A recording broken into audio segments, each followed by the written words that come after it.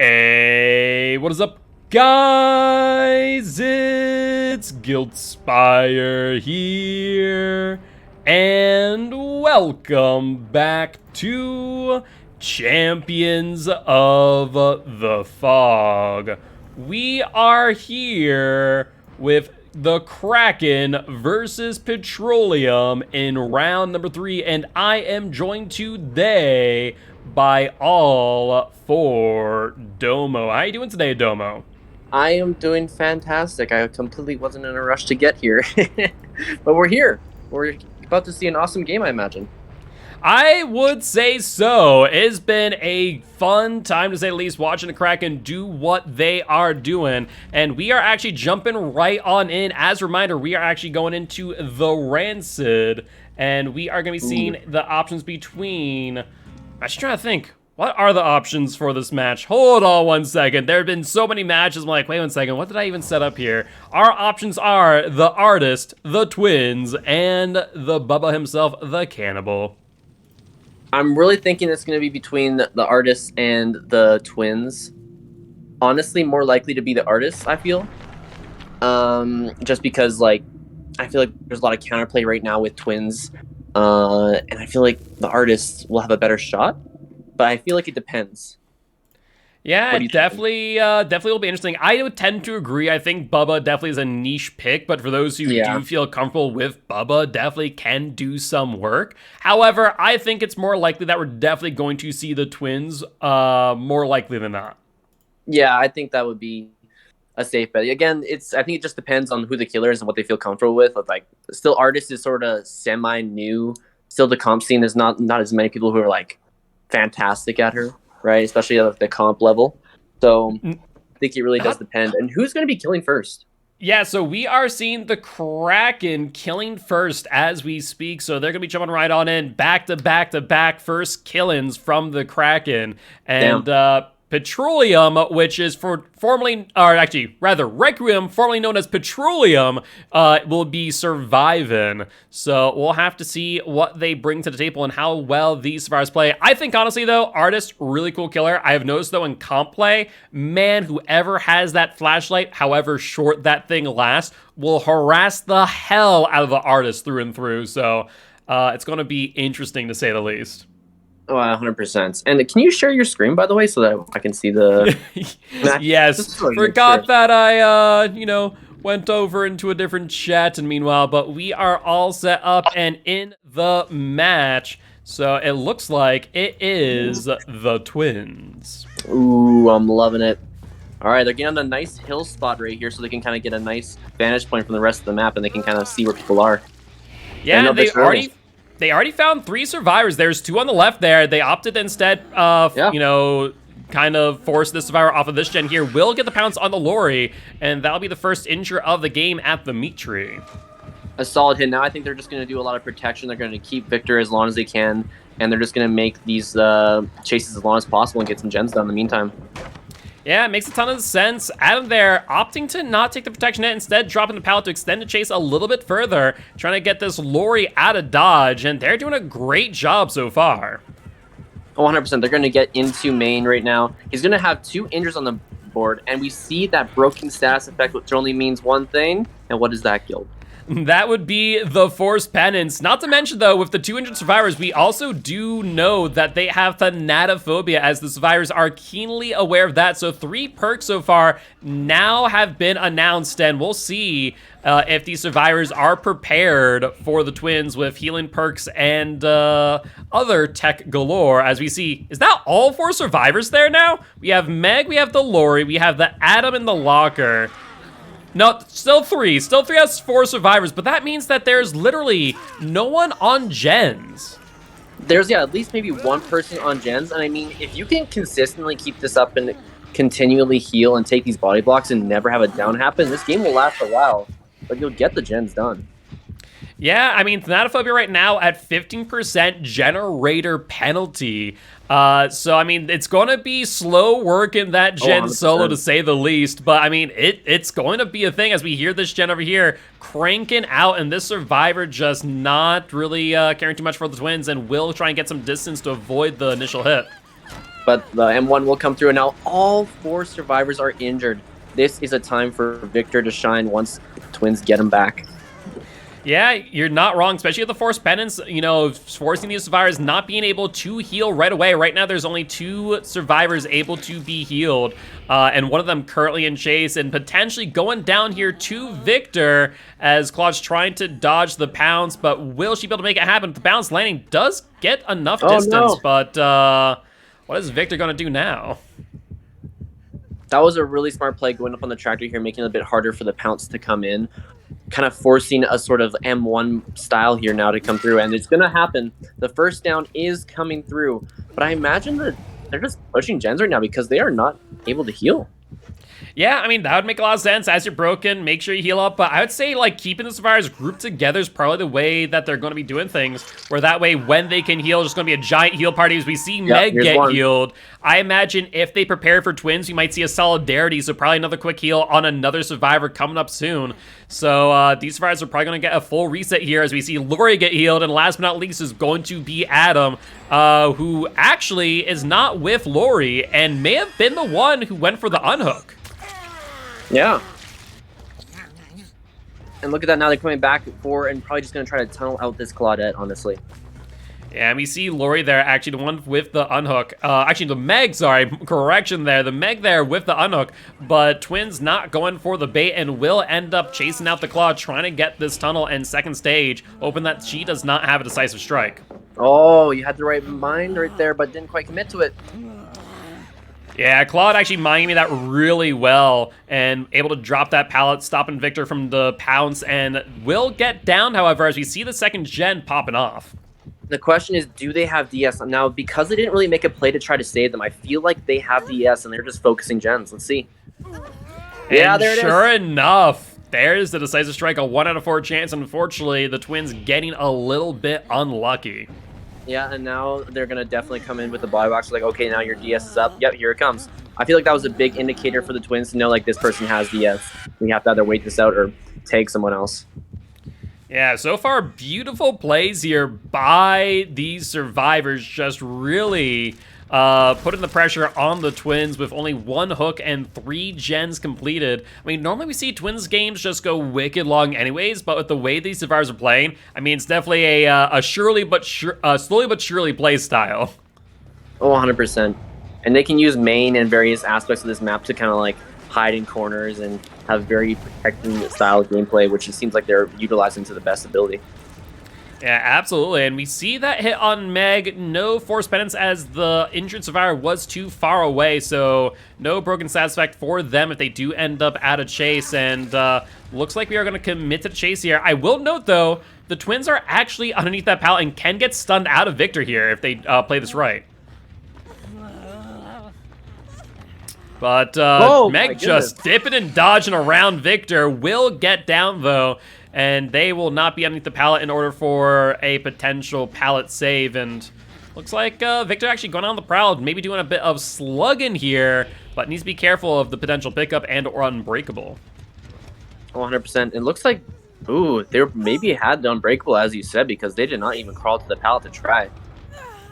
Yeah, I mean, at the end of the day, if with Twins in the mix, I think you have to prepare for the worst, and that is definitely the slug plays of the Twins. So the Unbreakable, the Soul Guards, the We'll Make It, the We're Gonna Live Forevers, all the healing perks you can throw at this killer and more, and, you know, a Deliverance just to top things off. Man, these survivors, I don't know if it's the plan here, but they have every single thing that's worked out for them. First chase, DS. Second chase, Deliverance. Everything perfect for efficiency, honestly. It's amazing. Yeah, and it makes sense given that Meg was the one to go for that initial unhook. So, you know, at the end of the day, they are playing to a T here. Now, 2 survivors are injured. Meg broken, not from Force Penance this time, but from Deliverance. And only 1 gen left. I mean, I imagine just Adam and Lori are sitting on a gen, cranking it out. And we are going to see the last generator finished up here in just a few moments. Yeah, he knows the DS is gone, so he can get this hook safely. Yeah, I mean, with DS being, like, I guess that's the one benefit of eating the DS on the first survivor. Yeah. You now know there is no DS left in the game. I mean, I'd rather not eat DS early. I'd rather it be a mystery for a while until the end of the game. Personally, you can get that first tunnel out. you're fine after that. But if that's halted by a DS immediately, that's rough. Yeah, that is fair. That is fair. And using Charlotte's body. Oh. Yeah, that was a play right there. You know, Charlotte literally body blocking Victor on the pounce. There is the last gen popped off, and everyone is currently healed outside of the person on hook. So at the end of the day now, this is definitely a survivor's game to lose. And I think we might see the right play here where G-Bot here, the twins, is going to camp out Meg as we do have 30 seconds of no way out activated. And here comes the two-man save. Solid play here from the survivors with a firecracker move coming in, but does not get the blind. And looks like Adam will be going down for that as well. Really good play there by G-Bot. And potentially a misplay there by the survivors as G-Bot committed to the unhook. Not G-Bot, Adam committed to the unhook and ended up going for a 1-for-1 trade instead of Lori switching off and getting the unhook instead. The one unfortunate thing about this, though, is that this is a fresh hook. So, yeah. And especially if they reach basement here, that is, yeah, they were going to reach basement. So this is tough. I feel like they're just going to have to leave this, but it gives them so many more stages. Yeah, especially as, you know, before this, there was, you know, 2 other fresh hooks. So this is going to be the 3rd fresh hook here, an additional 6 points for the twins, where before this may have been a bit more one-sided, the survivors, you know, favored to be on top. This actually might end up pretty even. I really think that was a huge mistake. They should have just waited for that no way out to be gone because the twins was not leaving the hook in the first place or even sending out Victor. So they should have just taken their 3 outs with that extra hook onto the Meg and just been like, is what it is. We're going to get those 2 fresh outs. Yeah, 10 to green. If you look at the builds here, surprisingly, not really anything like suited for twins specifically. Not a lot of healing perks outside of the norm. And so really just came down to really good plays by the survivors overall and making use of every single resource they had available to them. I think they were expecting what I was expecting. They were preparing for artists or Bubba, mostly artists, and they would have like some secondary things like, okay, we know what we're doing against twins anyways. We're just gonna prepare for artists as the major, and then twins will be the kind of the secondary option. We'll just plan ahead anyways. Yeah, I would tend to agree. But with that being said, that there will be the end of match number 1 of round number 3, and we are going to be switching up with Requiem, aka Petroleum, killing up next. And if we're looking at the score right now, yeah, it is very, very close to say the least, a 15-14. So I think that there's a possibility for the Kraken to, you know, take it, or even, you know, Petroleum / Requiem to take it. So it really is anyone's game. It really comes down just to the survivor game now from the Kraken and to see how things go. And I wonder who's going to be killing for Petroleum or Requiem now? That's an interesting name change. I kind of like it. Yeah, previously Petroleum, now Requiem. We didn't change into the scorecards, hence why I see Petroleum up there. I think maybe I see someone trying to change that in the moment right now. But with that being said, we are going to be getting this round started up in just a few moments, though. In the meanwhile, between the round, I do want to remind everyone that we are partnered with Stream for a Cause, a non-profit organization based here in the United States. They support a whole list of different things from LGBTQA+ to women in gaming, to the refugees in Ukraine, and a whole lot more. So if you guys haven't checked them out, please definitely make sure to do so. And also, check out Champions for a Cause, our fundraiser with them, which does actually support them as well. And remember that every dollar donated to Champions for a Cause also then goes to Championship of Championships in December. So can't tell what the exact prize pool will be, but will be something nice. So definitely keep an eye out for that, though. In the meanwhile, we're going to take a quick break in between the round, and we will see you soon.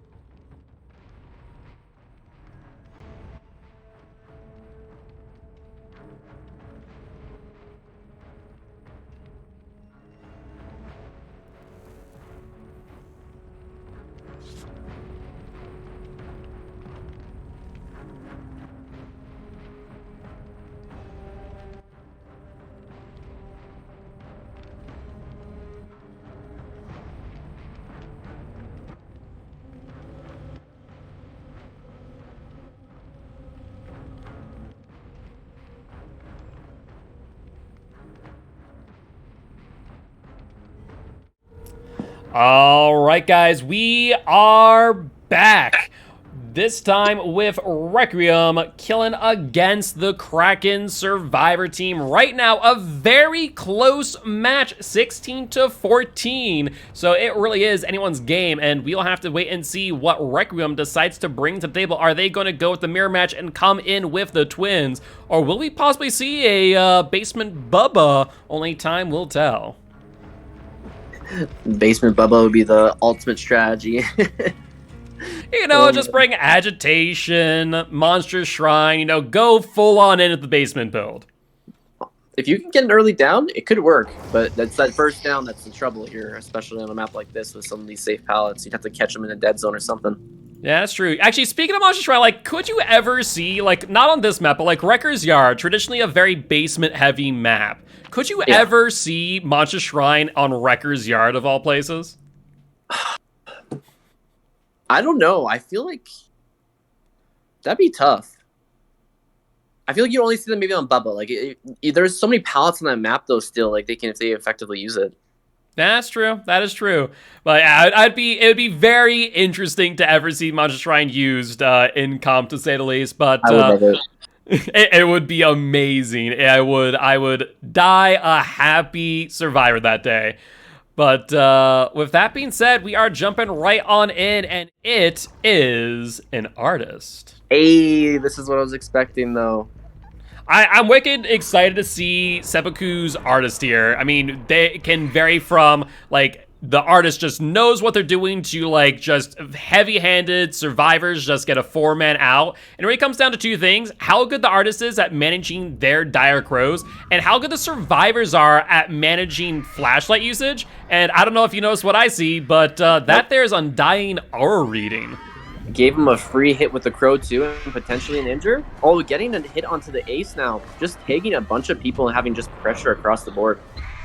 Yeah, trying to get the hit on the ace there, not able to make it happen with the shotgun blast, and looks like they're going to be going after Cheryl, as we do see Ruin doing some work there on that generator.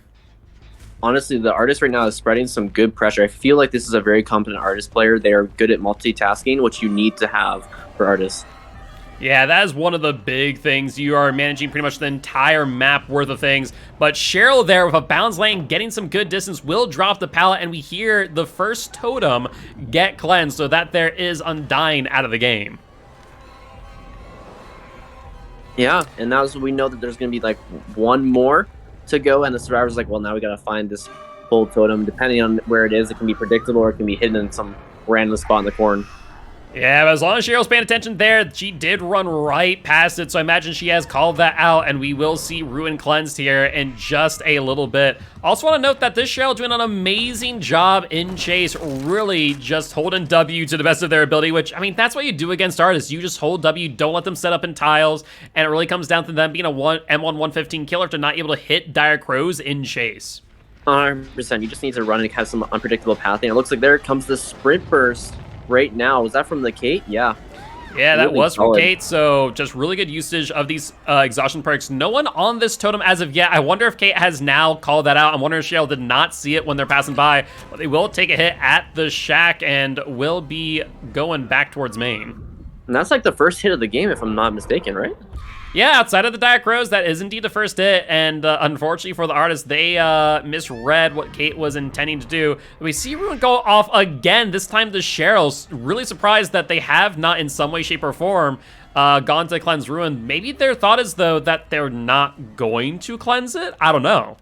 It wouldn't make any sense not to cleanse it, though. I feel like they may not have seen it on the run when they were focused on where to go. They may have just slipped their mind. Yeah, it is a very real possibility. We still see them in chase with the Kate going back to Shack. Keep in mind, the pallet is still up, so this Kate has a lot of good value, as we actually hear it drop on down, and Ar's trying to box them in, but Kate, once again, just not going for it, not allowing the artist any free pressure here, and they will be hit by the Dire Crows, however. Oh, will they be able to get the next crow back in time in order to secure a hit? I'm not sure if they will. No, it comes off. Yeah. I mean, that's one of the things about, you know, the Dire Crows, even with the yellow and brown add-ons that extend by, like, an additional second, It is just wicked painful when survivors just hold that interaction button right away. It gives you very short amount of time to be able to get that follow-up hit. Oh, 100%. And there goes another gen. This is damaging to the artist right now. They have 2 injuries across the board, but there's still a pallet here. Yeah, and they're just holding W. Once again, yeah, just holding W, dodging dire crows, still interacting with them as they go. And going back to Shaq here, Pal's still down. These survivors are playing to a T, and Ruin still has not been cleansed, mind you. They don't really need it seems. They're just going through the motions. Yeah, that's 4th gen now. I mean, to be fair, the artist has been pretty much kept on this side of the map the entire game, giving the survivor team that option to just really crank out those gens on the opposite side, and now we kind of have a 2-1 split. It's not really a great 3 gen. It's not. With artists, you might be able to patrol that outer gen and just kind of send crows there constantly, but it's not quite tight. I mean, at this point in the game, you might only be able to secure maybe a hook right here. Oh, the dead hard. Not with that dead hard. No, you won't. Comes it down? No! What on Yeah, earth? Still nothing. These survivors coming in for another body block now even. I mean, Fangman's now set up in Shack. Kate is now over in main. The artist is just struggling to get their first down. I don't know what they're going to do here. This is just some really good teamwork right now. The body blocking coming in. They're running these tiles perfectly. Oh, and they tried to commit to it, but had a skill check come in. Unfortunate. Yeah, I mean, at this point, I don't know. I think at this point, you know, cleansing Ruin might be the play because, you know, the artist is definitely making good work of these chases, really forcing these survivors from tile to tile. We see here the Fangman getting caught on the L wall, though. Will end up losing some distance on that vault. I think he will get his first down here in his sort of 3-gen area, which is bad for the survivors. But at this moment in time, I think they have a time to fully heal and then get that ruin. And I believe they'll still be in a good spot. Yeah, I mean, honestly, you have 60 seconds to do what you need. So, honestly, these survivors have put themselves in an amazing position. We do hear this gen being progressed, but we do see that they're running out. And actually, getting the immediate unhook, one to bet, are we going to see decisive on Fang Min and unbreakable on Cheryl? I'm willing to bet that's the case, right? I guess it just depends if they were preparing for twins, because it kind of goes hand in hand here where they maybe have a bunch of unbreakable or things that are second chance perks. Yeah, that is true. That is true. And we do see the vault there from the Cheryl going back towards Shaq, not allowing the artist to set up. And we're going to be probably seeing some plays here at the Shaq, but transferring over to the Fangman now as we saw some heals going on, and Fangman will body block. Fangman using dead hard to a T, and Kate instead taking that hit. I was a little bit concerned there for the Fangman, but she made good use of that dead hard. I feel like they almost didn't need that if they got the body block right the first time, but I mean they need to reset away from this 3-gen area. The artist keeps having so much pressure right now by having, but they have the last gen done. Yeah, no, I was about to say, like, yeah, I mean, you're right, but also, yeah, they've done the gen already. And so at this point now, No Way Out has activated, but it only has 1 stack. That is only 15 seconds worth of No Way Out value. So these survivors are going to be able to open up the exit gates here in just a few moments. And Kate beautifully dodging that Dire Crow and getting back to Shaq. And now going back to the pallet, unfortunately not able to get the Firecracker blind and will go down. So I think here, probably a 1K. It should be 2 fresh hooks, and then it should be 3 men out. The survivors just need to leave right now.